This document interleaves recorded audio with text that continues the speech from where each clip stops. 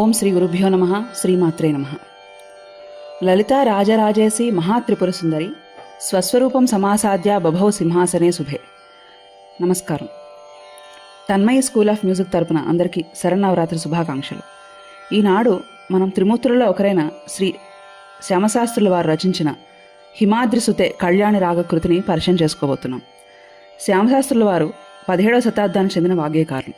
కంచి కామాక్షి యొక్క ఆవాహిత రూపంగా చెప్పబడే బంగారు కామాక్షి లేదా స్వర్ణ కామాక్షిని పరంపరాగతంగా ఆరాధించి తరించిన వంశానికి చెందినవారుగా మనం చరిత్రను పరిశీలిస్తే తెలుస్తుంది. వారు పరిపరి విధాల దేవిని దర్శించి స్తుతించి తన రచనల ద్వారా అమ్మను పలు విధాలుగా మనకు సాక్షాత్కరింపజేశారు. అటువంటి ఆణిముత్యంలో ఒకటైన ఈ కృతిని మనం ఈనాడు నేర్చుకుందాం. ముందుగా మనం సాహిత్యాన్ని తెలుసుకుందాం. పల్లవి: హిమాద్రిసుతే పాహిమాం వరదే పరదేవతే. అనుపల్లవి: సుమేరు మధ్యవాసిని అంబా శ్రీ కామాక్షి.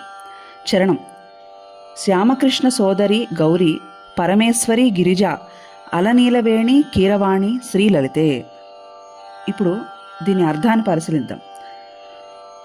హిమాద్రిసుతే: హిమవంతుడు మేనకాదేవికి జగదంబ పార్వతీదేవిగా జన్మించినది కావున హిమాద్రిసుతే అని తల్లిదండ్రులను స్మరించారు శాస్త్రుల వారు. పాహిమాం, నన్ను ఆదుకో అంటూనే వరదే అన్నారు. ఆయన కొలుచుకునే తల్లి వరప్రదాయనిగా కొలుతీరుంది కనుక వరదే అని సంబోధించారు. పరదేవతే, పరబ్రహ్మకు ప్రాణశక్తి, పరారూప, సర్వోత్కృష్టమైన శక్తి గనుక పరదేవతే అని అమ్మను సంబోధించారు. ఇప్పుడు అనుపల్లవికి వస్తే సుమేరు మధ్యవాసిని అన్నారు.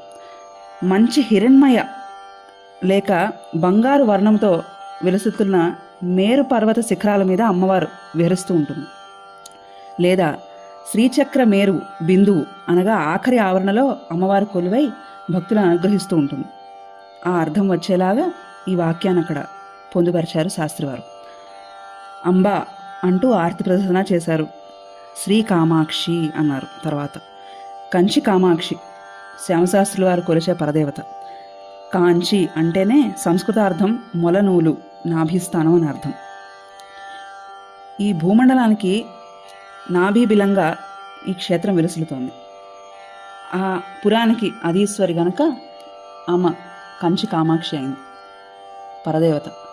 కామాక్షి ఈ పేరుని చూస్తే కా ఆ మ, కామ, ఆవిడ పేరు కామ అనగా కా వామనేత్రం కుడి కన్ను నుండి బ్రహ్మ, ఆ దక్షిణ నేత్రం ఎడమ కన్ను నుండి విష్ణువు, మా పాలనేత్రం నుండి రుద్రుడు ఉత్పన్నమై ఈ సృష్టి స్థితి లయ కార్యాలు నిర్వహిస్తున్నారు. అనగా కామాక్షి అంటే సృష్టి స్థితి లయలు నేత్రాల ద్వారానే చేసే తల్లి అని. ఇంకొక అర్థం తీసుకుంటే లెక్కలేనన్ని కోట్ల కొలది మన్మధులను ఆమె కంటి ద్వారానే సృష్టించింది అని చెప్పి కొన్ని పురాణాలలో మనం గమనించవచ్చు. అలాగా అర్థం వచ్చేలా కామాక్షి అని అమ్మవారిని పిలిచి తదుపరి చరణానికి వెళ్ళారు. శ్యామకృష్ణ సోదరి అన్నారు. శాస్త్రుల వారి రచనలో ఇది ముద్రావాక్యంగా మనం చూస్తుంటాం. ఎంతైనా తోబుట్టు మీద ఆడపిల్లకు ఆపేక్ష ఎప్పుడు ఎక్కువగానే ఉంటుంది కనుక శ్యామకృష్ణ అనగా కృష్ణుడు లేక విష్ణువు యొక్క చెల్లెలు అని సంబోధిస్తూ అమ్మవారిని శ్యామకృష్ణ సోదరి అని పిలిచి తదుపరి గౌరీ అన్నారు. గౌరీ అంటే మెరిసిపోయే తెల్లని వన్నె కలది అని అర్థం. కామాక్షి యొక్క కళారూపంగా గౌరీబింబంగా ఈ కాంచీ క్షేత్రంలో అమ్మవారు సర్వశైవాలయేశ్వరిగా వెలుసులుతోంది.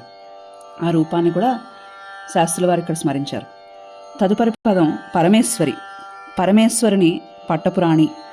ఇక్కడ మనం ఆదిశంకరాచార్య వారి సహాయం తీసుకొని సౌందర్యలలో మొట్టమొదటి శ్లోకమైన శివ శక్త్యాయుక్తో యది భవతి శక్త ప్రభవితుం అని అన్నారు. అంటే అమ్మ శివుడు కానీ బ్రహ్మ కానీ విష్ణువు కానీ నీ వల్ల వచ్చే శక్తి లేనిదే వాళ్ళు ఏ పని చేయలేరు తల్లి అని అంటూనే అన్నారు గనక ఆయన సహాయం తీసుకుంటూ ఇక్కడ పరమశివుని యొక్క శక్తిగా ఆ పరదేవతని మనం భావించి అర్థం పరమేశ్వరిని అర్థం చేసుకోవచ్చు. గిరిజ అని మళ్ళీ పర్వతరాజతనయగా స్మరించారు. అల నీలవేణి, నల్లని ఒత్తైన కురు కల తల్లి కబరీబంధం, పెద్ద కబరీబంధం అమ్మవారిది. చెంపకాశోక పున్నాగ సౌగంధి కలసత్కచ అన్నట్టుగా అంబ యొక్క కబరీబంధం పుష్పాలతో అలంకరింపబడి ఉండి స్మరించి దర్శనించినంతనే సకల పాపాలు దగ్ధమవుతాయని ఆర్యోక్తి కూడా ఉన్నది.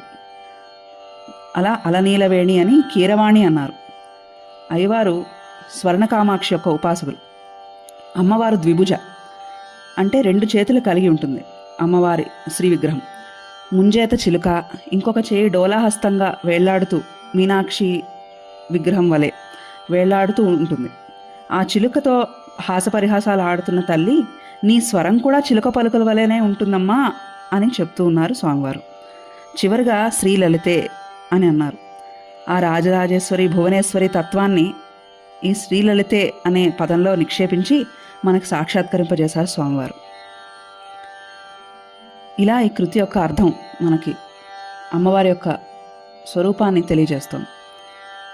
ఈనాడు ఈ కృతిని మా గురువుగారైన శ్రీమతి మైలవరపు శాంతి గారు వారి శిష్య బృందానికి నేర్పించబోతున్నారు.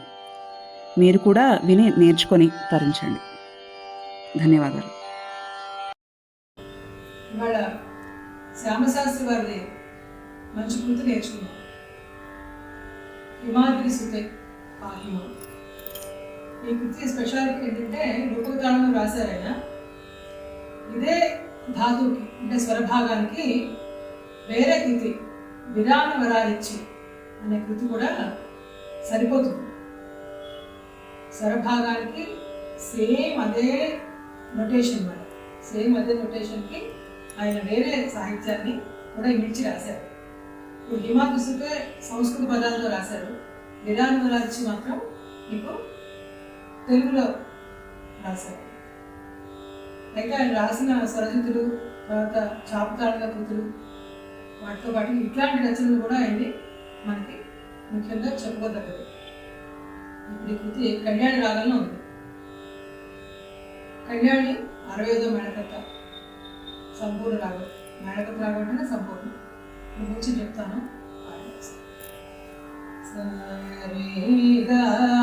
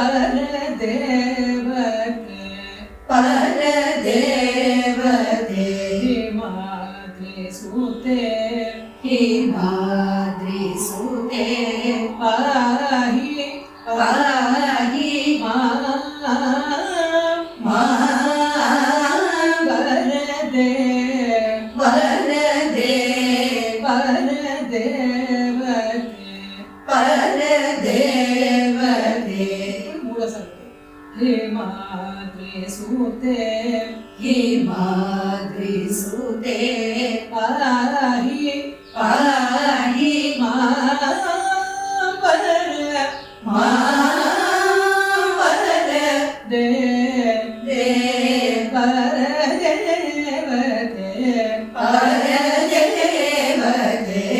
हेमाद्रिसूते हेमाद्रिसूते पाहि पाहि मावर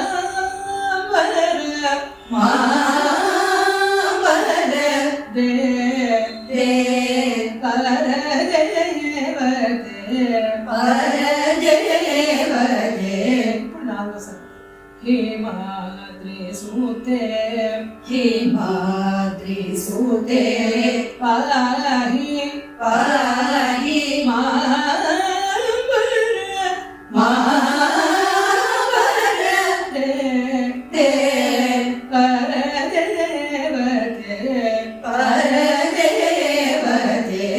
हेमाद्रिसूते हेमाद्रिसूते पाहि पाहि मावर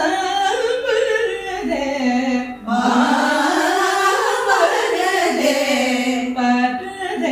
ఇప్పుడు పాడచ్చు పరదేవతే परदेवते అదొకసారి ఇదొకసారి కూడా పాడుకోవచ్చు हेमाद्रिसूते हेमाद्रिसूते पाहि पाहि मावर मावर परदेवते परदेवते परदेवते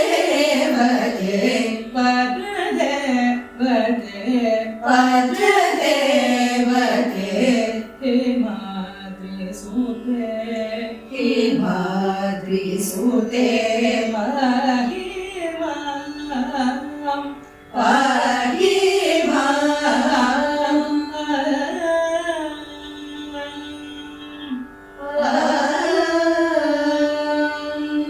అర్థమైందా ఇక్కడ వరకు? ఇది ప్రాక్టీస్ చేయండి. మళ్ళీ క్లాస్లో అనుకున్నవి చరణం కూడా చెప్పుకుంటాం. నమస్కారం.